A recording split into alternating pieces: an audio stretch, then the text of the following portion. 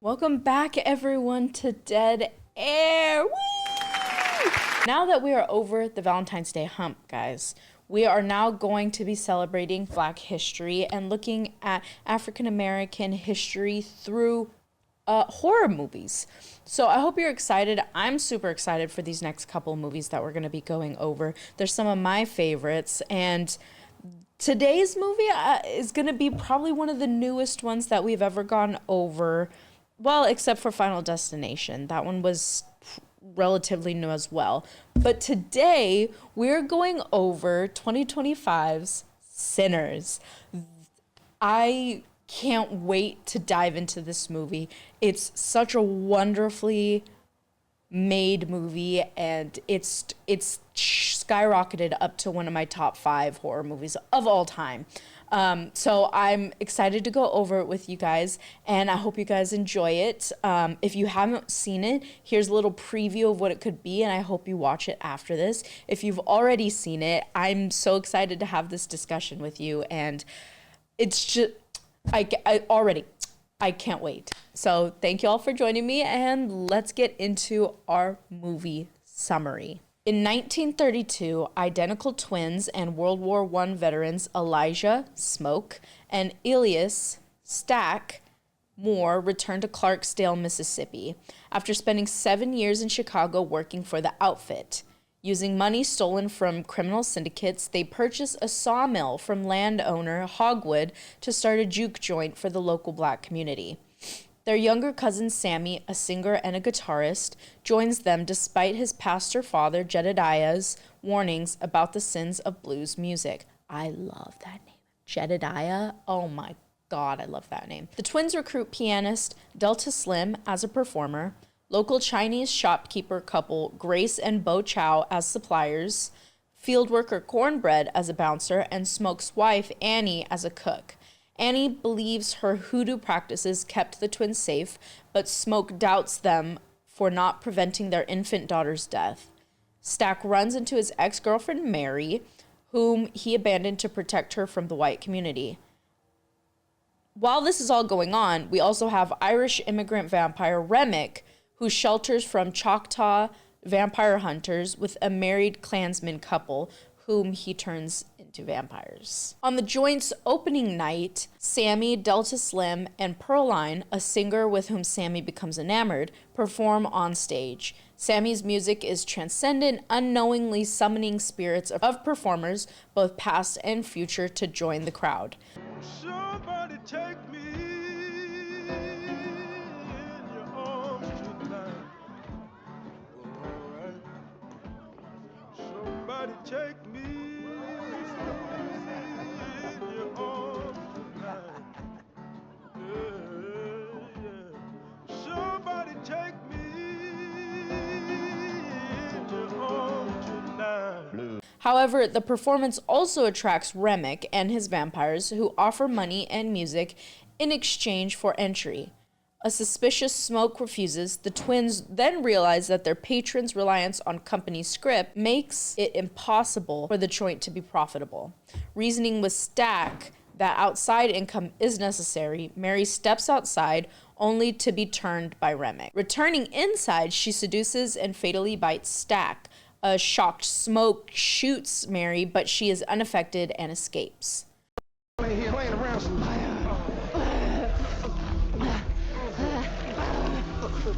Smoke! It's not what it looks like.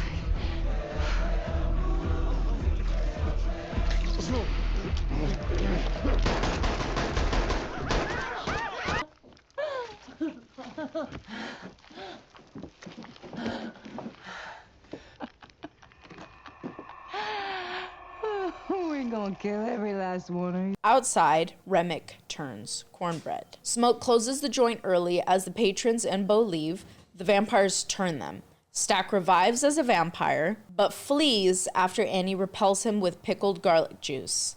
Annie realizes their assailants are vampires and tells the survivors how to deter and kill them. Though Remick and his vampires share a hive mind, their personalities still remain intact. Still unable to enter the joint unless invited, Remick tries to negotiate by inviting the survivors to join him, saying that vampirism offers immortality and freedom from persecution. He promises to leave in exchange for Sammy, whose musical skills he wants to use to summon the spirits of his lost community, also revealing that Hogwood heads local clan and plans to attack the joint at dawn. They refuse, and Remick threatens to attack the Chow's daughter, Lisa, at their home. Forever. It's better this way, baby. So why don't you go ahead and invite us in? You should listen to him, Grace, or listen to me. Because I know everything he knows now, and I want you to let us in there. Or we gonna go to the grocery store. We gonna pay little Lisa a visit. No. Everything now. Enraged, Grace invites the vampires into the joint and a fight ensues. Grace, Bo, Annie, and Delta Slim are killed, while Mary escapes and Remick turns Pearline. Smoke defeats Stack and then assists Sammy in defeating the remaining vampires, who are all incinerated by the light of the sunrise. Smoke sends Sammy home before he kills Hogwood and his men, but is fatally shot. He reunites with Annie and their daughter after dying.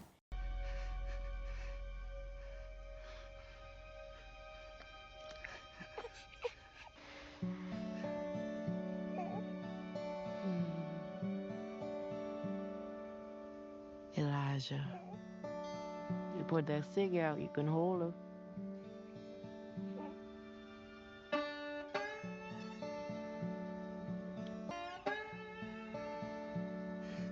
Hey, listen. Meanwhile, Sammy disregards his father's pleas to seek salvation and travels to Chicago. In 1992, an elderly Sammy, now a successful blues musician, is visited by an ageless Stack and Mary at his local blues club. Stack reveals that Smoke spared him at the joint on the condition that Sammy live in peace.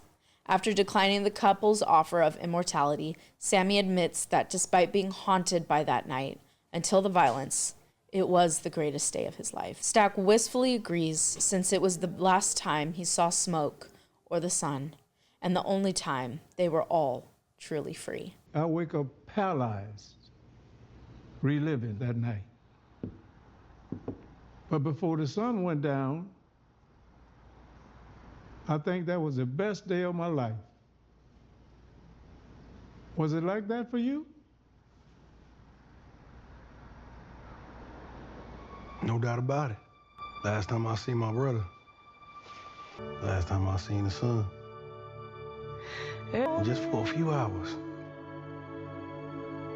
It was free. Okay, now we're on to Siena's thoughts. We've got Siena's thoughts. Whether you like them or not, we've got Siena's thoughts. Okay, so, oh my God, guys. Oh my God. Oh my goodness. Oh my gosh.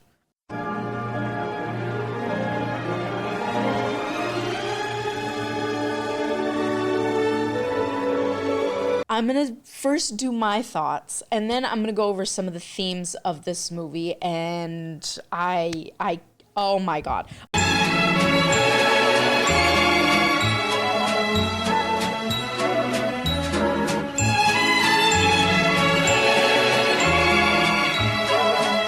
Okay, so first, I loved the opening scene to this movie. The opening scene is Sammy's kind of going to his father, and the father is like, Sammy, you need to let go of these sins. He's seen these sins tonight, and you don't really know what is happening at that moment. But you can tell like something really bad has happened, and I think this is the perfect intro to this movie. You can feel that Sammy has gone through something horrific.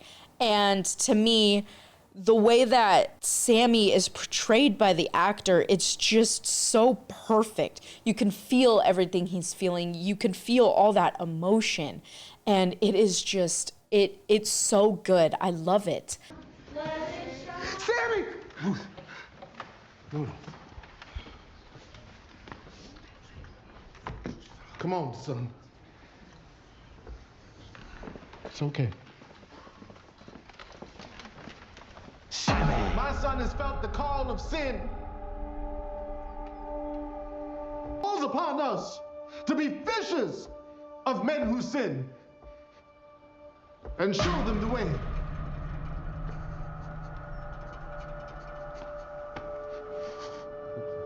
I think the way this movie is shot is beautiful. I think the way that Miles Catton really portrayed Sammy was absolutely wonderful. I can't say enough things about the pure amazingness of this cast. You have Haley Steinfeld, Michael B. Jordan, Wunmi Masako, and Miles Catton.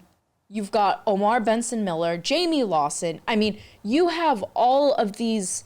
You've got Delroy Lindo. I mean, you've got so many amazing actors and actresses in this movie that somebody truly who's bad at making a movie could truly mess this movie up, to me. But really, Ryan Coogler didn't just make a movie to me. I think this horror movie was horrific on so many different levels and showed so many different layers. Oh, layers! Onions have layers. Ogres have layers. Onions have layers. You get levels of history during this time.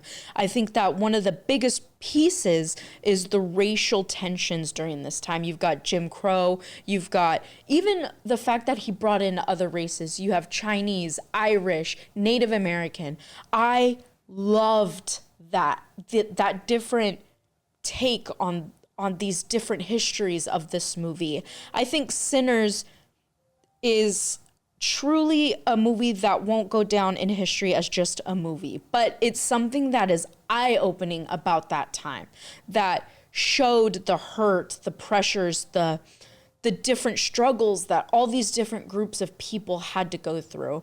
And like I said, this wasn't just a movie that Ryan Coogler made. I think this is a piece of history that will go down as not just a horror movie, but like I said, a piece of history that is truly amazing. I can't say enough amazing things about this movie, but one of the biggest themes is the use of music in this movie. And we'll go over this more in depth later on, but I thought that the use of music within this movie is also truly such an amazing thing, because it showed that it was something that is sort of a temptation for the evils in this universe, but also can be a source of strength, can be a source of bringing people together and showing how strong we are when we're together rather than we're separated when we're apart. Born with the gift of making music so true, it can pierce the veil between life and death, conjuring spirits from the past and the future. In ancient Ireland, they were called Philly. In Choctaw land, they called them firekeepers. And in West Africa, they're called griots. This gift can bring healing to their communities, but it also attracts evil. I think another aspect of this movie is the fact that you have these different representations. You have this different style of filming. The fact that they used Michael B. Jordan for both Smoke and Stack. And I knew that this was the same person, but I could never figure out how they did it, because it's really just seamless. It is completely seamless when you watch this movie. And I loved that. And I also loved that I think after they actually showed how they filmed Michael B. Jordan for Smoke and Stack. And it's like, it's this weird sort of saw contraption that goes around his neck. And there's like, I don't know, like a million different freaking cameras to get each piece of his face. And it's just so good. There was such care that was brought into this movie. And you can truly tell that when you are watching it. And like I said, I think the different elements that flow through this movie. So you have the racial tensions, the music, the different perspectives when filming. I loved the storyline, the way it flowed. It's just so good. Like I said, I can't say enough good things about this movie because it's truly just simply amazing. Another aspect that I want to bring up is the gore in this movie. Yes, you can talk about the themes and the different levels of horror, but the upfront gore and the creepiness of Remick and his vampire clan is simply also just a piece of art, because you have the special effects of the blood, you have when he bites people. You also have the fact that sometimes it doesn't show you when a vampire bites one of the people in the juke joint. I think that aspect is also super creepy, like Haley Steinfeld. You don't actually see when she's bitten. It's just sort of insinuated. And that part is truly really creepy as hell, and is also just another factor that helps solidify this movie into the horror genre. I think another aspect of this movie that, well, not necessarily another aspect, but another portion of this movie, I loved the ending. These immortal beings come back and they see somebody from the past, and they offer the same immortality. He declines it, Sammy declines it, and I think it gives another sort of depth to this movie, because that ending line, the fact that that was the only night that they were ever free, and it will forever be the best day and the worst day of their lives. I think that's just one of the best parts of this movie. And I almost wish, and I know this is the nerd in me, I really wish this was a book or a book series, because I didn't want the movie to end. When the ending came, I was really sad. And I think that's a testament to how well Ryan Coogler and the cast and everybody who worked on this movie, I think that's just a testament to how well they did, to what an amazing movie this was. And this movie won a lot of different awards. United States, Canada, Mexico, Panama, Haiti, Jamaica, Peru, Republic, Dominican, Cuba. Specifically for the music. It was such a big piece in this movie that it was so good. I loved it. I want to go over the more thematic elements of this movie, because I think this is the most important part of this movie. So first, we've got the racial oppression and the Jim Crow era. So this film deeply grounds its horror in the really, truly the historic reality of the 1930s South. And it featured the segregated towns, the omnipresent threat of the KKK. I think that is truly just, like I said, it's just one of the most important parts of this movie, and one that truly is, if not the one of the most horrific parts of this movie.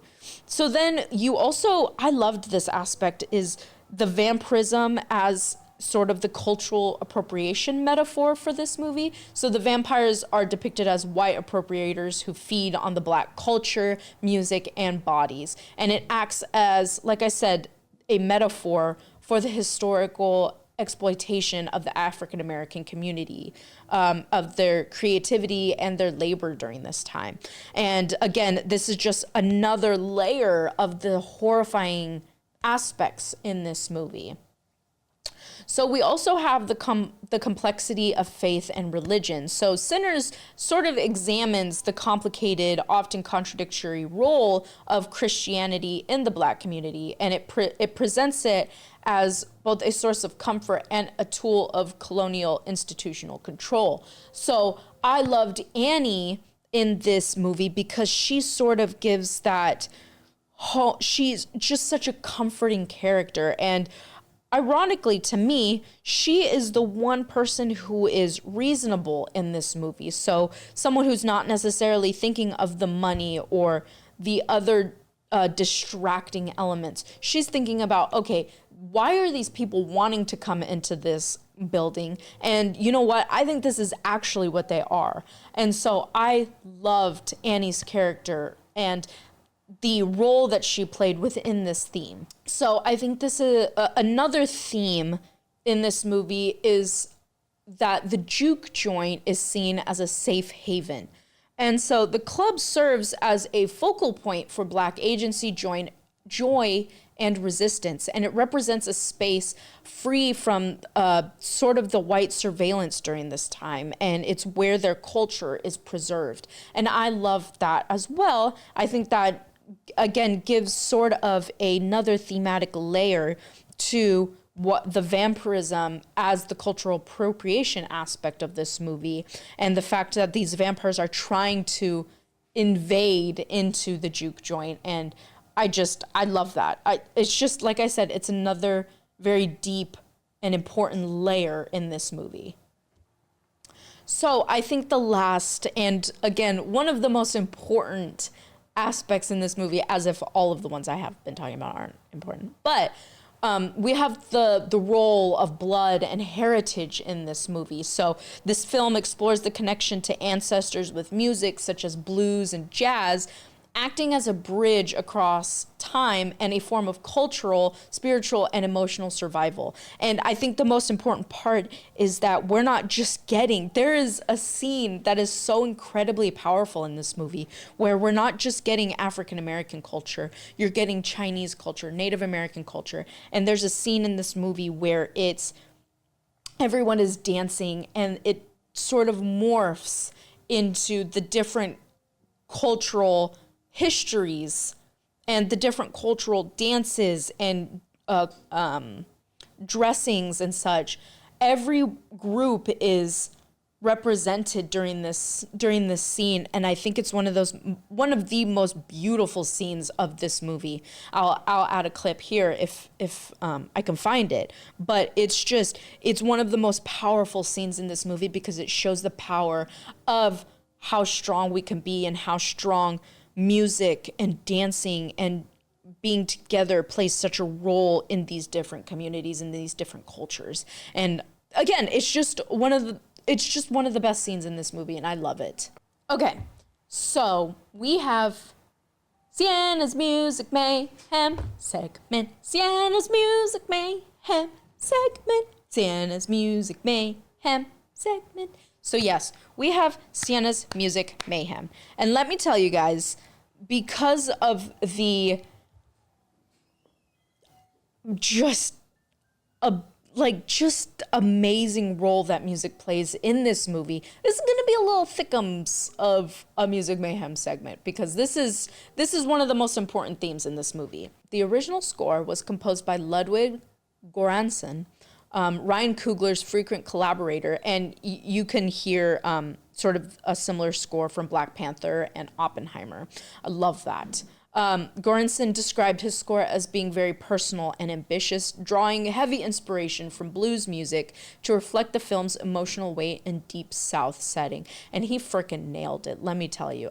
This is one of the, if not the best scores and musical soundtracks that I have ever seen in a horror movie. Göransson says that he even recorded key parts using a 1932 Dobro Cyclops resonator guitar, the same instrument the character Sammy plays on screen, and it gives it just gives it such that comfortable, lived-in sort of sound, and it amplifies this movie so much, and it takes it to another level. So the official soundtrack and score were both released on April 28th, 2025 through Sony Music, rather than the usual Warner Bros. Label.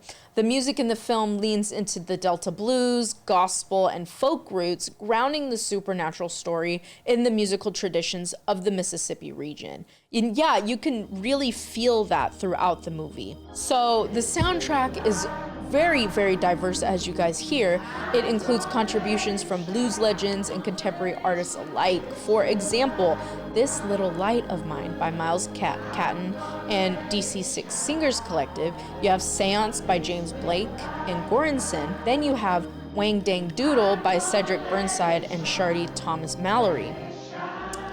And you have Dangerous by Haley Steinfeld, and this is an original song that she wrote and recorded for the movie.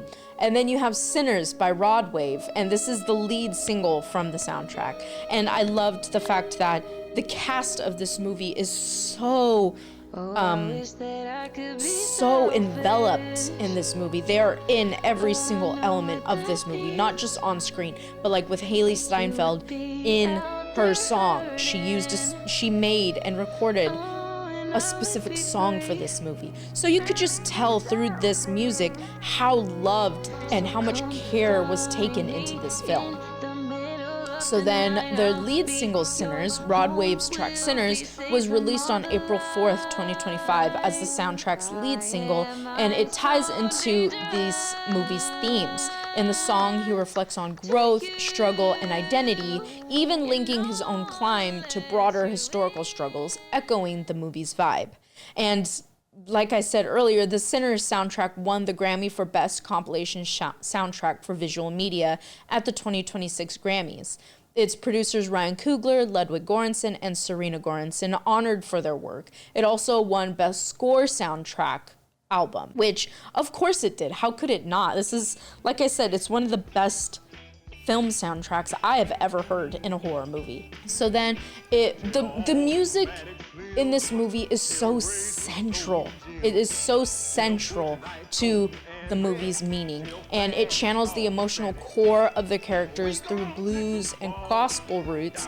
It anchors the story in a time and place while adding that modern resonance, and it blends performance, composition, and narrative action to make the soundscape integral to the film's identity and not just as decoration or just as like sort of background to this movie. It is central to this movie, and you can tell when you watch it. It is simply, like I said, it is just simply such an amazing movie that I can't stop talking about.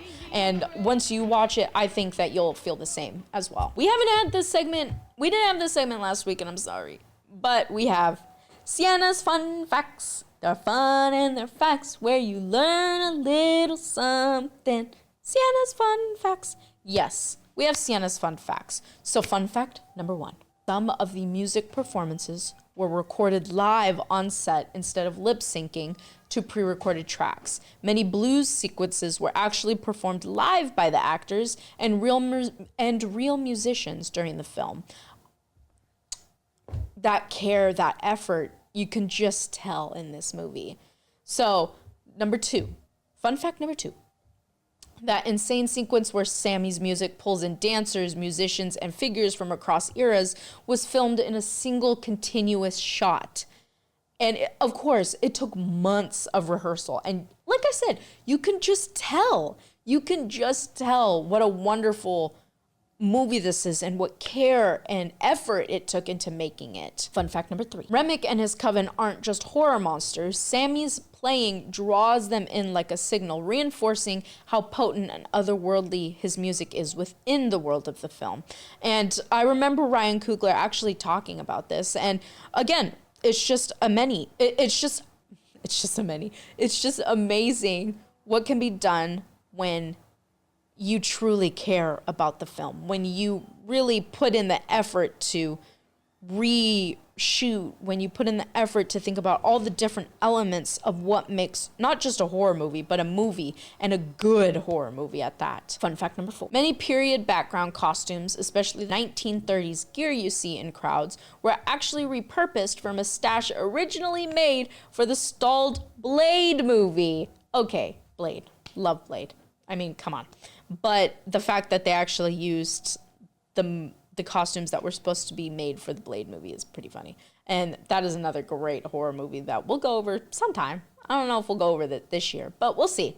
So yeah, I think it's just such an amazing movie, and I can't say enough about it. And now we have Scarometer, that meters as you get scared. Scarometer, that meters as you get scared. Yes, we have Scarometer, folks. So, I mean, if it hasn't been apparent in this movie, I mean, in this episode, this is for sure a 10 out of 10. I think the music, the shots, the different layers of horror in this movie, not just upfront horror of the vampires and the blood and stuff, but the underlying racial tension, the Jim Crow, the invasion feeling of this movie is, I mean, it can't be any less than a 10 out of 10. I loved this movie. I will not stop talking about this movie. I think it has burned itself into horror movie history because it's not just talking about the upfront horror. It is talking about the different levels of horror during this time. And it is such an amazing movie. I think that not only do these levels of horror solidify, but also you have the actual visual horror, the gore, the different practical effects that they use, the fact that they just all of these different aspects that make a horror movie, they took that and chalked it up to 10 because it wasn't just, like I said, it's not just the upfront horror. It is the different layers of horror that is used in this movie and the practical effects used in this movie. It's just 10 out of 10, guys. Come on. That wraps up today's episode. A story soaked in myth, music, fear, and the kind of horror that lingers way after the screen goes black. But if you thought the darkness ends here, think again. Next time, we're stepping into a legend that lives in mirrors, whispers, and urban folklore, because our next stop is Candyman from 1992. Say his name 5 times if you dare, lock your bathroom door, and get ready for a horror icon that blends tragedy, terror, and truth in a way that only the 90s could deliver. Remember, folks, don't split up and don't go into the basement. Bye.